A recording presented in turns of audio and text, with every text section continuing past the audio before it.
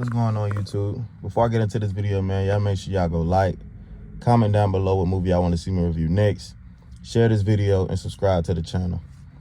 Now, this next one we about to get into, man, was requested by Shania Cheatham. Shout out to Shania. But Soul Food. Now, this movie came out in 1997. I used to watch this movie all the time growing up. I think every black family done had to seen this movie at least once, because this is like, I mean, if you haven't seen Soul Food, you have to been living under a rock for like the last 30 years, because, and to me, this is one of the best black movies of all time, like just based on like a black family with black problems and an all black cast. But it has Vanessa Williams, Vivica A. Fox, Nia Long, Mekhi, Phifer, like the list just go on. Like this was a star-studded cast that they had. But it starts off at Bird's wedding. Bird is played by Nia Long. And it's just, as soon as the movie comes on, it's being narrated by this 11, 12-year-old boy. Now, this boy on here, man, he reminds me, his name is Ahmad. He reminds me of my nephew so much, because my nephew, he just like a grown person in a little person body, but he's always like being nosy in grown folk business, like knowing everything that's going on. But I don't know why they got a little boy narrating a rated R movie, but I didn't think nothing of it when I was a kid. But now that I'm a grown man, I'm like, why is he even narrating all these grown problems and all this drama? But it starts off at his auntie wedding, and off the rip, Bird, she got her ex-boyfriend there trying to like fill up on her, and her husband, his name is Lemann, he's a convicted felon. And you know, like when you done been in prison, people look at you and judge you a certain kind of way. Even if you made mistakes when you was younger, like it kind of follows you. But he ain't doing better neither, because he's dancing with his ex in the middle of the floor. But the grandmother on her big mama, she put an end to all that and got the dancing with the groom and everybody, because they was finna jump on Lim X. But it just shows like she was really the rock of the family, and she the one that kept everything together. Now, Terry on here, she's like the successful lawyer, like, but she like the snobby one in the family. And her little sister Maxine, played by Vivica A. Fox, they always going back and forth, because back in the day, Maxine stole Terry man from her, and now that they actually married and started a family, so that could really mess with your head. Like if you was really with someone, like this is your girlfriend or boyfriend, somebody, your sibling took that person, and now they're married with a family. I can understand why the sibling rivalry was as strong as it was. But Terry, she paid for Bird's wedding, and like every time something go wrong, people they need a loan, they go into her. I know that junkie get tiring too, but she paid for Bird's shop. Like Bird is a beautician. She just pays for everything. And she just like real, I mean, she's a pretty woman, but she just look like the type that you wouldn't even want to be bothered with, because she just look like she just put work before everything. Now, when they having dinner at Big Mama's, it's like a family tradition that they have where everybody come together. They say they've been doing it for over 40 years. Like everybody just has their problems and their issues, where they talk about it. And this is something that's missing in black families now. I feel like people don't do that. Ain't nobody sitting around no table talking and having fun with each other. Everybody be in their own rooms, or people don't even have probably dinner tables no more. But while they in there talking, she was just telling them like they got to stick together. Like she's an older woman too, and she has diabetes. She was just like telling them, instead of y'all going at each other, if y'all sit together, we could be more powerful. Now, as she's saying this, their cousin Faith walks in, and like Faith is kind of like a troublemaker. Like when she walked in, like nobody was happy to see her. Like we all got that one cousin or relative, like they just always in some mess, and like nobody be excited to see them. That's Faith, but she pretty though, I ain't gonna lie. But the grandmother was the only one that was happy to see her. And like Maxine already said off rip, like she ain't staying with my family. Like y'all better huddle up and do something. Like I like Maxine character on here, like she ain't playing with nobody with.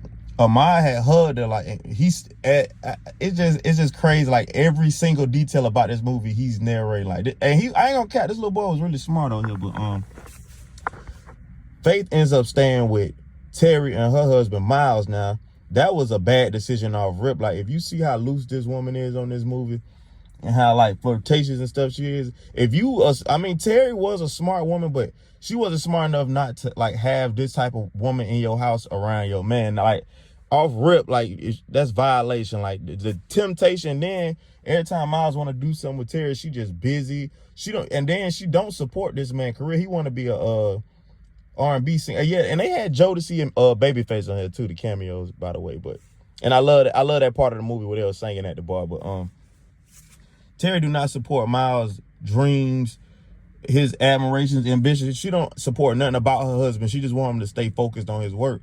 And that could be kind of stressful too. Even though we successful, if I want to branch off and do something else, and you supposed to be my wife, you supposed to be supporting me. But Faith wants to be a dancer. I think she used to perform at strip clubs, but she's trying to be like a professional dancer. But she support Miles more than his wife do, and he support her more than anybody else in the family do. So they kind of had like this awkward connection, but it was because like they both felt like they wasn't getting the love that they were supposed to get with their careers. But they started drinking and getting cool. Now this was a recipe for disaster, because if your wife not doing nothing with you, or it was a part in the movie where Miles said, let's dance. And Terry was like, I don't want to dance. I don't feel like doing all that. But you got this loose woman in the club with you venting to and opening up to. She said, let's go dance, Miles. So all the stuff that he want from his wife, he's getting it from her. But we'll get back to them two later.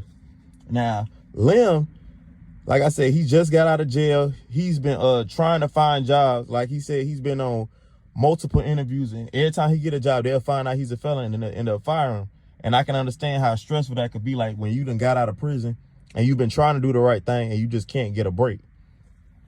But Samuel on here, he is Bird's ex, and he told Bird, like, if you ever need something, let me know. So she was trying to get her man a job.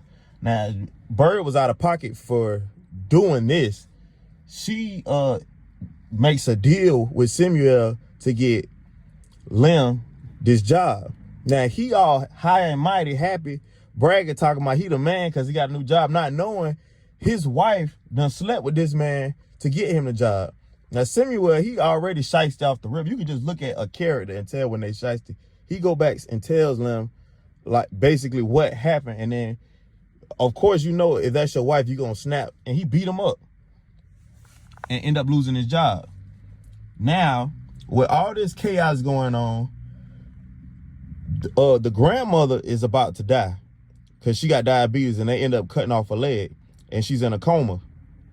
Now, she, like I said, she's the rock of the whole family. So when she passes away, everything just start collapsing. Then on top of that, Terry's husband, Miles, he ends up sleeping with Faith. But before that happened, the reason that I feel like they got so tight to even get to that part, when Faith needed somebody to play for her piano, she needed a piano player to play for her audition. Now, I'm not gonna lie, this is my favorite part of the whole movie.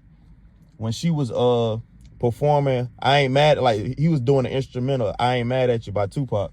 That's always been my favorite part of this movie, because both of them killed it. But they end up sleeping together afterwards, and Terry found out. So now you got this chaotic situation with, and Terry done got her man stole twice on her. I was feeling sorry for her. Lem done got fired. He done cussed Bird out. Now Terry done got somebody to come beat up Lem. It's just chaos throughout the whole family, because the grandmother was gone. They didn't have no person coming in and stepping on everything, checking everything like they usually do. And it's always like that. Like when you have a solid person in the family who keeps everybody in order, when that person is gone, it can make everything collapse. So getting closer to the end of the movie, Ahmad, he was just tired of all of it, and he knew his grandmother's dying wish was to get their whole family back together. Now, it was a myth about like his grandmother having like a big stash of money put aside before she passed, but they were just like letting him know, like, Ahmad, that's a myth, that's not real. But this, like I said, this little boy was clever on here. He told everybody, like, even though everybody was beefing, they wasn't talking to each other, he told everybody like it was some money that was hidden. And he told them to meet me at Big Mama's on Sunday at a certain time. So when they get there, like, you could just tell, like, they already knew they got set up, because everybody in there looking at each other with tension. But I ain't gonna cap, he pulled it off. It was real smart how he did it.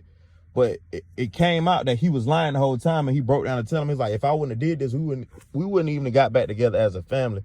Like, that's how important family was to this little 11-year-old boy on here. And he really was acting more mature than everybody on the movie.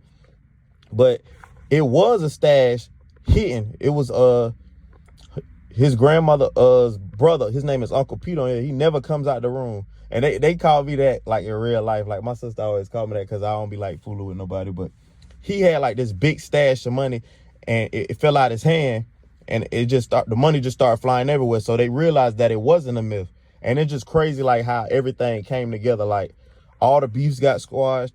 Lem got his job back. They had a baby on the way. Uncle Pete started being more vocal with the family and start hanging around. And it's just like Terry and Maxine, like, they squashed their beef. And, like, basically what the grandmother would have wanted and what she told them at the dinner table, like, instead of us fighting each other, if we all come together, we could be strong. But this is a very powerful movie. And I'm glad Shania Cheatham requested this because I haven't seen Soul Food in years.